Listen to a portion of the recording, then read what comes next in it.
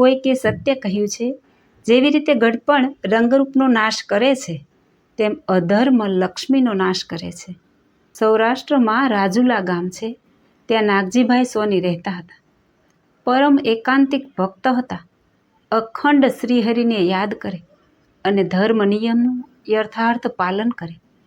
ભગવાનની આજ્ઞાનું પાલન કરવું તે ઝાડના મૂળ જેવું છે. મૂળ વિના ઝાડ થઈ શકે નહીં, તેમ આજ્ઞા પાલન વિના મુક્તિ મેળવી શકે નહીં. મોક્ષ માર્ગનું પહેલું પગથિયું છે પ્રભુના વચન પ્રમાણે વર્તવું. બીજમાંથી ઝાડ થાય છે, પછી ફળ થાય છે.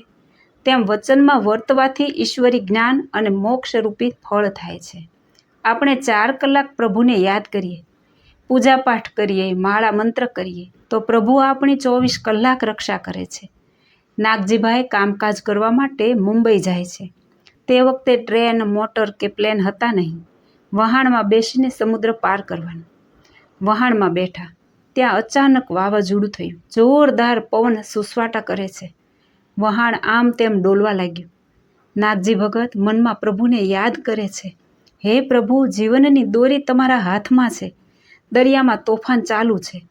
નાગજી ભક્ત જરા નીચા નમીને જુએ છે ત્યાં અચાનક દરિયામાં પડી ગયા. હવે શું કરવું? દરિયામાં ડૂબકી ખાય છે. અંતરનાદથી પ્રભુની પ્રાર્થના કરે છે. હે પ્રભુ, મારી રક્ષા કરો, નહીતર ડૂબી જઈશ. સાચા દિલથી કરેલી પ્રાર્થના પ્રભુએ તુરંત સાંભળી અને દિવ્ય સ્વરૂપે પ્રભુ પ્રગટ થયા. માં જેમ બાળકને તેડે તેમ સમુદ્રમાંથી નાગજી ભક્તને તેડી લીધા. આ છે પ્રભુ સ્મરણનો પ્રતાપ. મુંબઈના સમુદ્ર કિનારે મૂકી દીધા. પ્રભુ કહે છે, નાગજીભાઈ, વાહનમાં કે વહાણમાં બેસો ત્યારે ધ્યાન રાખવું જોઈએ.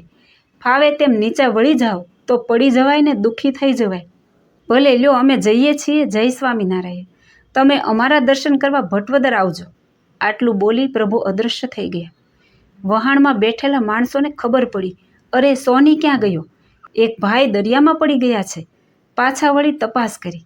ધીરે ધીરે ચક્રાવ લઈ નાવિકે વહાણ પાછું વાળ્યું. ત્યાં નાગજી ભક્ત પાણીથી અદ્ધર ઊભા છે. નાવિક બોલ્યો, નાગજીભાઈ, તમે ભારે નસીબદાર છો. બચી ગયા, નહીતર મરી જાત. કહો તો ખરા, કેવી રીતે દરિયામાં ઊભા રહ્યા અને કોણે બચાવ્યા? ત્યારે નાગજીભાઈ બોલ્યા, મારા ભગવાને મને ડૂબતા બચાવ્યો છે. નાવિકે કહ્યું, મને ભગવાનના દર્શન કરાવશો? હા હા, જરૂર કરાવીશ. આ બાજુ શ્રીજી મહારાજ દાદા ખાચરની જાન લઈને રાજુલા પધાર્યા. ત્યાં નાગજીભાઈના દીકરા દર્શન કરવા આવ્યા. પ્રભુ અજાણ્યા થઈ પૂછે છે, તમારા પિતાજી ક્યાં? પ્રભુ, મારા પિતાજી મુંબઈ ગયા છે, એટલે હું એકલો આવ્યો છું. શ્રીજી મહારાજે કહ્યું, તમારા પિતા દરિયામાં પડી ગયા હતા.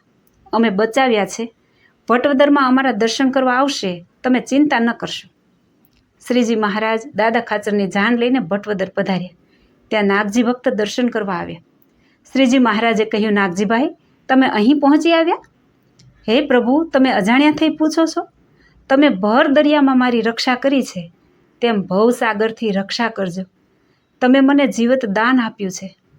નાગજીભાઈ પ્રભુને પગે લાગીને બોલ્યા, હે પ્રભુ, આ 2 નાવિક ખાસ તમારા દર્શન કરવા આવ્યા છે. તેમને આશીર્વાદ આપો. શ્રીજી મહારાજ નાવિકનો ભાવ જોઈ ખૂબ રાજી થયા. રાજીપો વ્યક્ત કરતા બોલ્યા, ભગુજી, મારો સોનેરી રેટો લાવો. મને નાવિકને ભેટ કરવી છે. ભગુજીએ રેટો આપ્યો. પ્રભુએ પોતાના હાથે નાવિકને રેટો બંધાવ્યો. નાવિકના આનંદનો પાર ન રહ્યો. રાજી રાજી થઈ ગયા. ધન્ય ઘડી, ધન્ય અવસર, અમારો જન્મ સફળ થઈ ગયો. સત્સંગી થઈ ગયા. હે પ્રભુ, આજથી અમે તમારા ચરણે અને શરણે છીએ. નાવિકને ગુણભાવ આવી ગયો. પ્રભુ કહે છે, આત્માને પરમાત્માનો ભેટો કરાવવો એ જ સાચી જીવન યાત્રા છે. આપણને આ લોકમાં શા માટે પ્રભુએ મનુષ્ય જન્મ આપ્યો છે? બંગલા બાંધવા, રૂપિયા ભેળા કરવા, પદ પ્રતિષ્ઠા મેળવવા, જલસા કરવા? ના ના, આપણો જન્મ તો પિંડ બ્રહ્માંડના ભાવ મેલીને બ્રહ્મરૂપ થવા અને ભગવાનમાં જોડાવા માટે જ છે. શ્રદ્ધા રાખી નિત્ય સત્સંગ કરશો તો જીવનમાં બહુ બળ આવશે અને જલ્દી પ્રભુ કૃપાના પાત્ર બનાવશે અને આપણું લક્ષ્ય સિદ્ધ થશે. વગેરે ખૂબ ઉપદેશ આપ્યો. સમજવા જેવી કથા છે. એકાંતિક પરમ ભક્તની પ્રભુ હંમેશા રક્ષા કરે છે. નિષ્ઠાપૂર્વક ભાવથી ભક્તિ કરીએ, ધ્યાન રાખી પ્રભુ સન્મુખ ઉતાવળા ચાલીએ તો ભગવાન આપણી સન્મુખ દોટ મેલે છે. ચાલતા ચાલતા પડી જઈએ તો તુરંત પ્રગટ થઈને આપણે તેડી લે છે. એવા દયાળુ પરમાત્મા છે. માટે ઉત્સાહ સાથે પરમેશ્વર પ્રાપ્તિ માટે હિંમત રાખી આગળ વધવું. જય સ્વામિનારાયણ.